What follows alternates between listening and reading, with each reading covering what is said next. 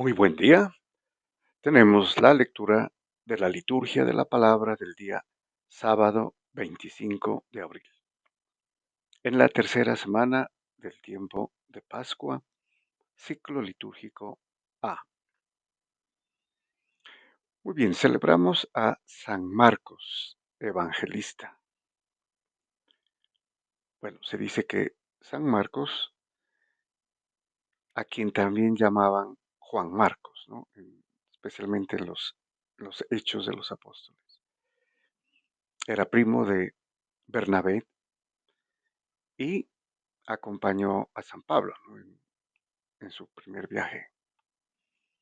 También fue discípulo de San Pedro y quien escribió, ¿no? de San Pedro, de sus enseñanzas, el Evangelio según San Marcos.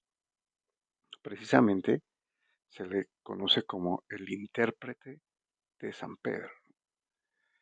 Bueno, eh, estableció la iglesia en Alejandría, en Egipto, una de las primeras iglesias cristianas, ¿no? Y murió mártir. Bueno, haremos una excepción para no cortar la secuencia con el relato de los hechos de los apóstoles y del Evangelio según San Juan, especialmente en el capítulo sexto, que se conoce como el discurso del pan de vida.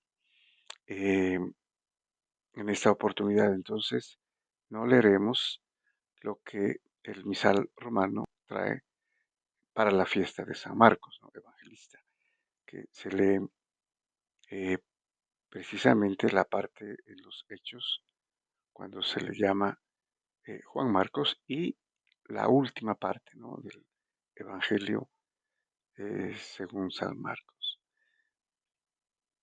Bueno, vamos entonces a la primera lectura. Continuamos con el desarrollo de la lectura de los hechos de los apóstoles, ¿no? que eh, narran los comienzos de la comunidad cristiana y de la Iglesia Católica. Tenemos el capítulo 9, versículos del 31 al 42. Bueno, nos dice entonces el libro de los Hechos de los Apóstoles. En aquellos días la Iglesia gozaba de paz en toda Judea, Galilea y Samaria. Se iban construyendo y progresaba en el temor del Señor, y se multiplicaba con el consuelo del Espíritu Santo. Bueno, este dato corresponde históricamente a, al reinado de Calígula, ¿no? Y el hecho de este periodo de paz no era porque la iglesia no continuaba siendo perseguida, ¿no?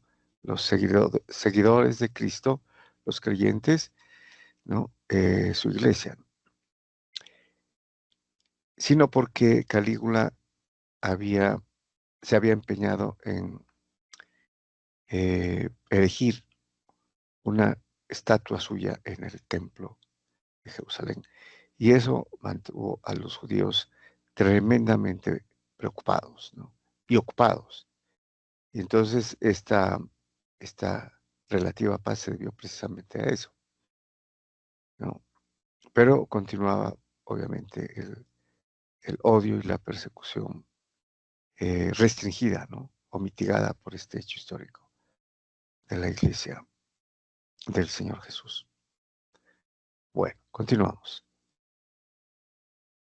Pedro, que estaba recorriendo el país, bajó también a ver a los santos que residían en Lida. Encontró allí a un cierto Eneas, un paralítico que desde hacía 8 años no se levantaba de la camilla. Pedro le dijo: Eneas, Jesucristo te da la salud. levántate y arregla tu lecho. Se levantó inmediatamente. Bueno, aquí habría necesidad de observar un dato importante, ¿no?, que nos da el texto, que puede pasar desapercibido. Dice, Pedro estaba recorriendo el país y bajó a ver también a los santos que residían en Lida. Esto nos indica, si podríamos inferir, que esto lo hacía como parte de su función, ¿no?, como el pastor que confirma a sus hermanos, ¿no?, que es la función del sumo pontífice, digámoslo así, del papa, ¿no?, el primer papa, Pedro. Tenía que ir a recorrer lo que hacen los papas en nuestro tiempo, ¿no?, sus viajes apostólicos. Esto lo estaba haciendo Pedro. Y en esta oportunidad se encontraba en Lida. Lida es una región al, al occidente de Jerusalén, ¿no?, en la mitad del camino entre Jerusalén y la costa del Mediterráneo.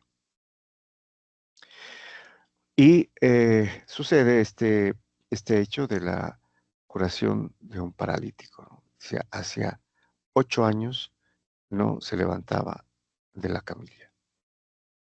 Y se levantó inmediatamente al invocar Pedro el nombre de Jesucristo, ¿no? Jesucristo te da la salud. Levántate. Ese levántate en imperativo es por la invocación de Jesucristo. Es decir, Jesucristo te dice, levántate, en otras palabras. Lo vieron todos los vecinos de Lida y Sarón. Sarón es la llanura, ¿no?, la vasta llanura donde está localizada Lida. Y se convirtieron al Señor.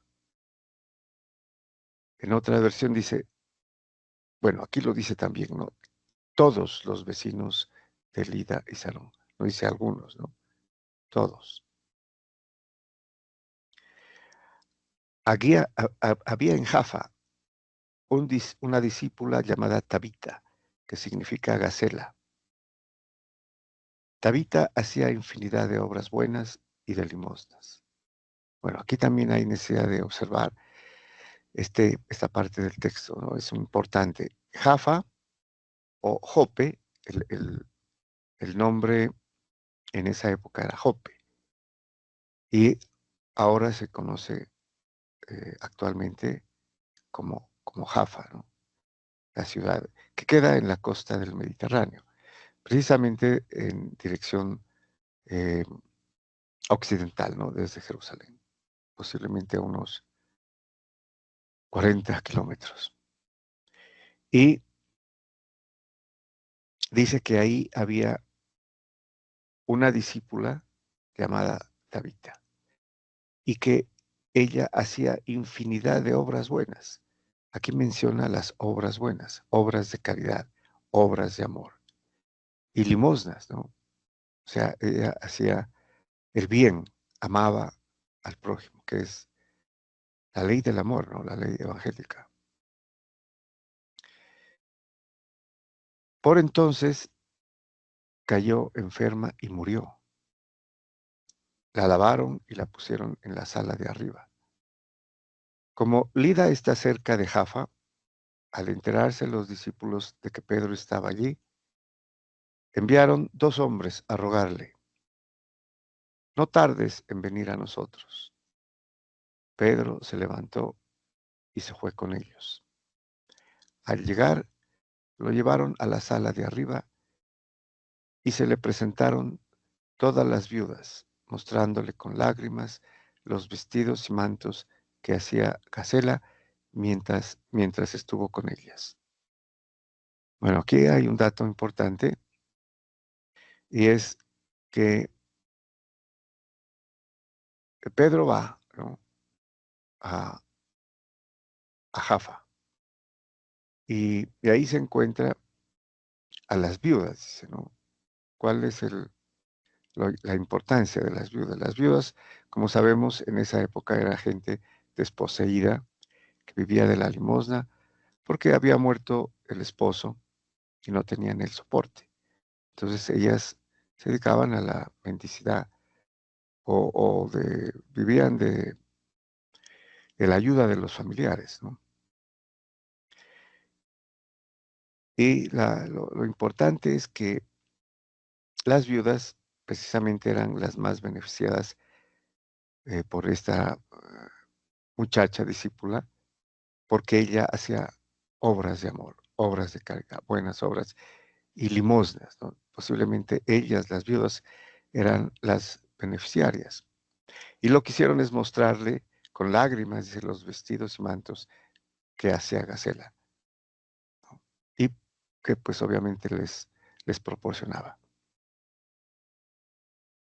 Pedro, mandando salir a todos, se arrodilló, se puso a rezar y volviéndose hacia el cuerpo dijo, Tabita, levántate.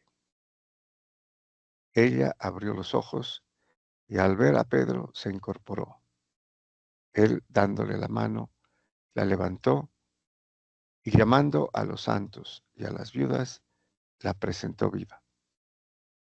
Esto se supo por todo Jafa y muchos creyeron en el Señor. Entonces está Pedro haciendo milagros, señales, prodigios, signos y predicando, ¿no? Haciendo su función como jefe de la iglesia, jefe visible, ¿no? Cabeza de la iglesia, eh, representante de Dios en la tierra. Y en ese apostolado está haciendo milagros, ¿no?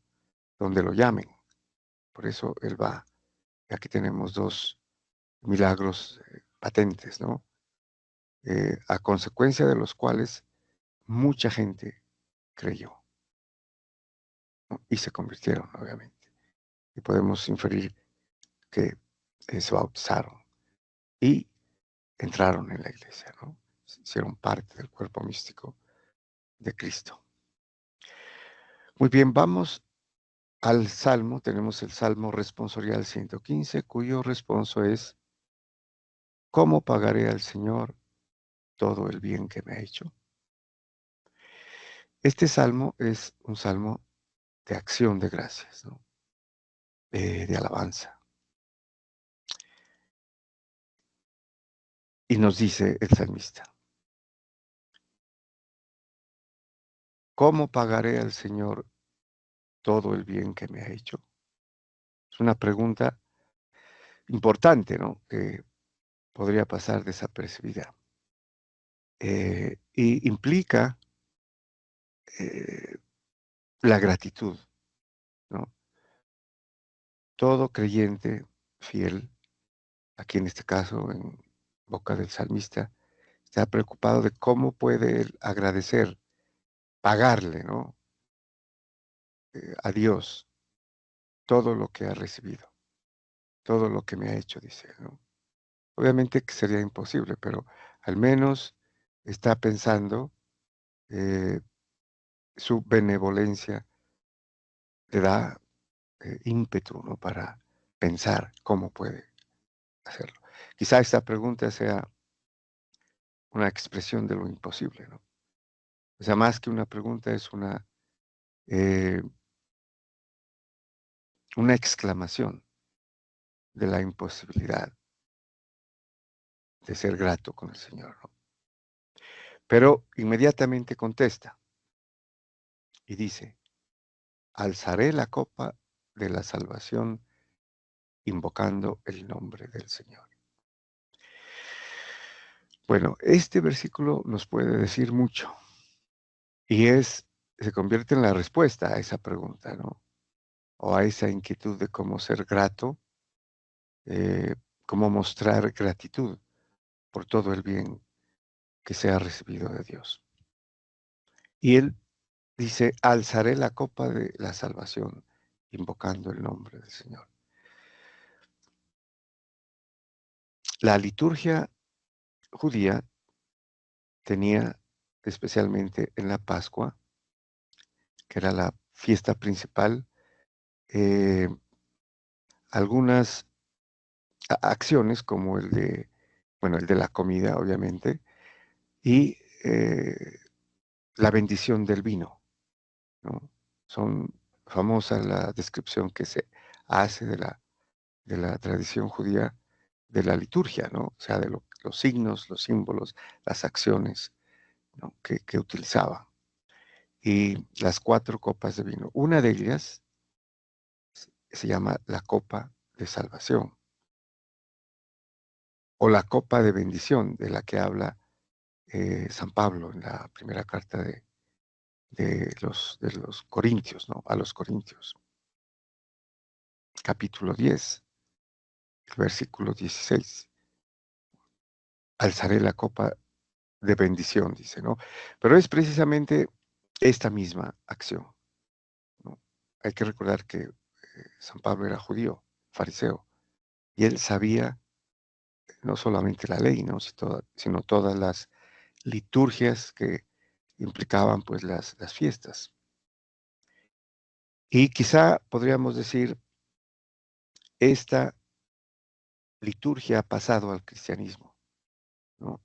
Precisamente en la, en la acción de gracias, que es en la misa, cuando el sacerdote bendice el vino, ¿no? Alzaré la copa de bendición y pronuncia la bendición, ¿no? Cuando se ofrece el vino. Entonces, esto lo tenemos en común. La Iglesia Católica en la celebración litúrgica de la Eucaristía, en el momento de la bendición de los dones, ¿no? Del pan y del vino, hace esta bendición, ¿no? Los judíos la hacen también. Bueno, obviamente, en nuestro caso, en la Nueva Alianza, en la misa, evocamos el misterio pascual, ¿no? Y aquí el ofrecimiento del vino que se convertirá por acción del Espíritu Santo en la sangre del Señor. Y continúa el salmista. Cumpliré al Señor mis votos en presencia de todo el pueblo, que es prácticamente otra respuesta a su inquietud de cómo pagar al Señor todo el bien que ha recibido. Entonces, además de alzar la copa de la salvación, siendo fiel litúrgicamente a los actos, ¿no? A las fiestas, que eran sagradas, ¿no? Eran parte de los mandamientos, santificar las fiestas. En el caso judío, pues el sábado, el sabbat. Eh, y aquí dice, cumpliré al Señor mis votos. Es ser cumplir fielmente la gente o las personas fieles, ¿no? Y continúa, mucho le cuesta al Señor la muerte de sus fieles. Señor, yo soy tu siervo, siervo tuyo, hijo de tu esclava. Rompiste mis cadenas, te ofreceré un sacrificio de alabanza invocando el nombre del Señor. Aquí hay otra observación importante, ¿no? Que eh, se relaciona con la liturgia cristiana, ¿no? En la Iglesia Católica, en la misa especialmente, ¿no? Y en la liturgia eh, eucarística. Te ofreceré un sacrificio de alabanza. Este es el sacrificio que, según la antigua alianza, con el Antiguo Testamento, es el sacrificio que perdurará para la eternidad, ¿no? Ya no es el sacrificio de animales, ¿no? Cruentos, con sangre, pero sí la oblación o el sacrificio incruento, que es el de alabanza, el de acción de gracias.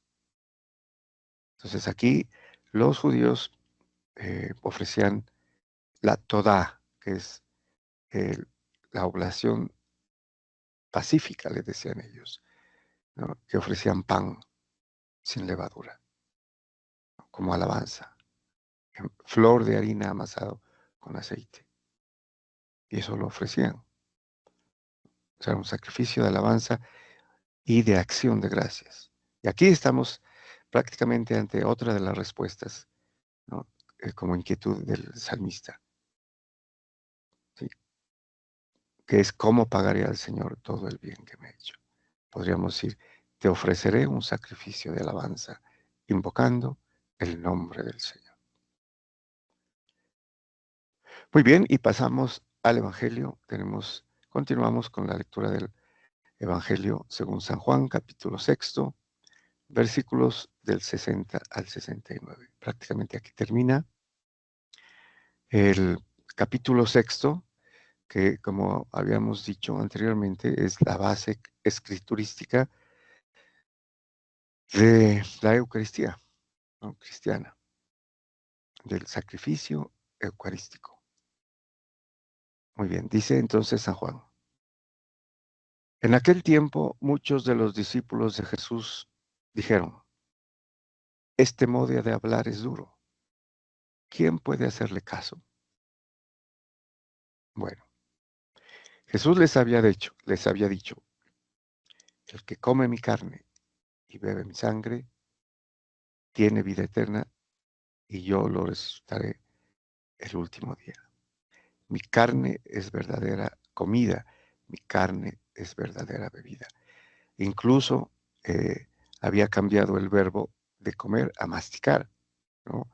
O sea, para incrementar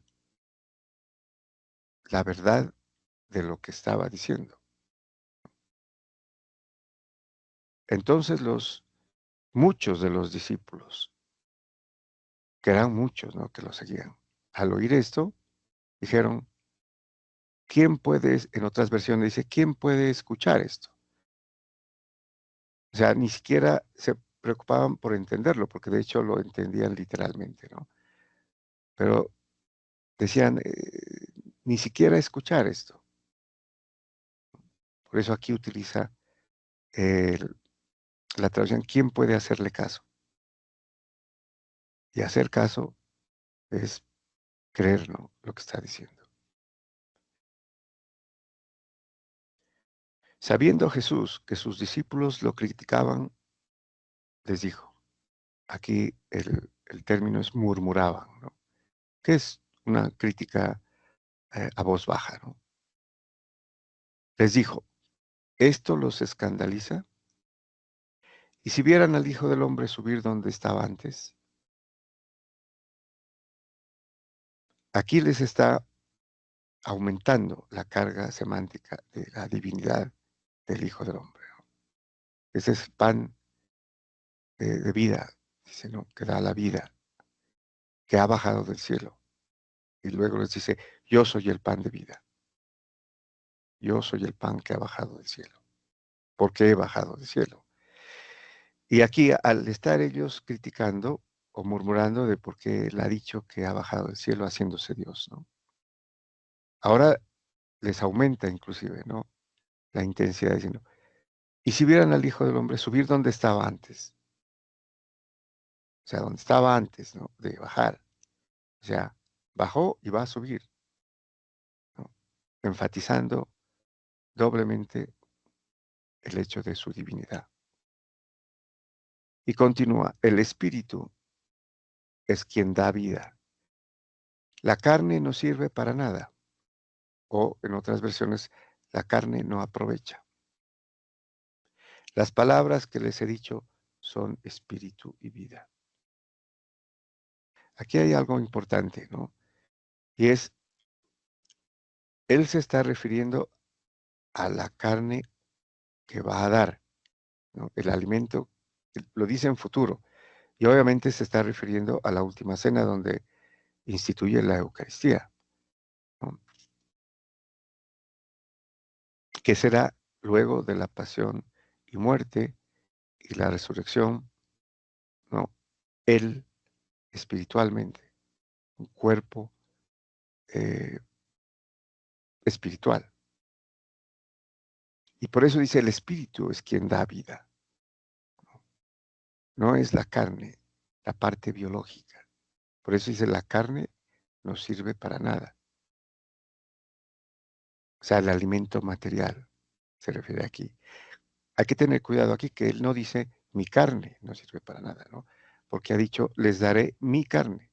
Pero esa carne espiritual, eucaristizada, aquí es importante el término eucaristizada, que no es carne sangrante, ¿no? Es carne, es alimento eucaristizado, espiritual. Las palabras que les he dicho son espíritu y vida. ¿Cuáles palabras? Las que ha dicho desde el comienzo del discurso del pan de vida y del pan eucarístico.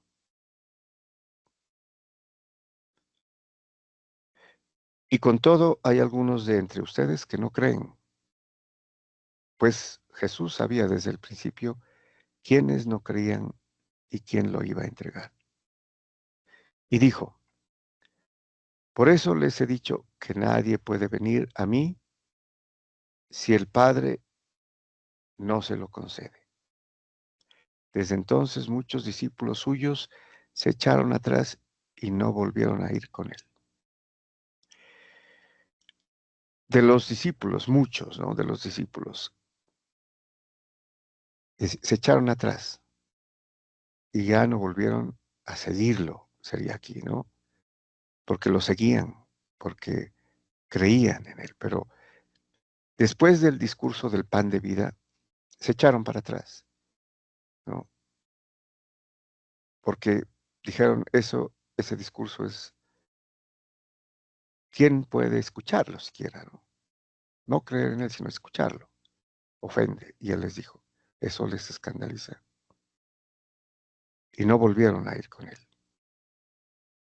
Entonces, aquí es importante darnos cuenta que él estaba diciendo la verdad,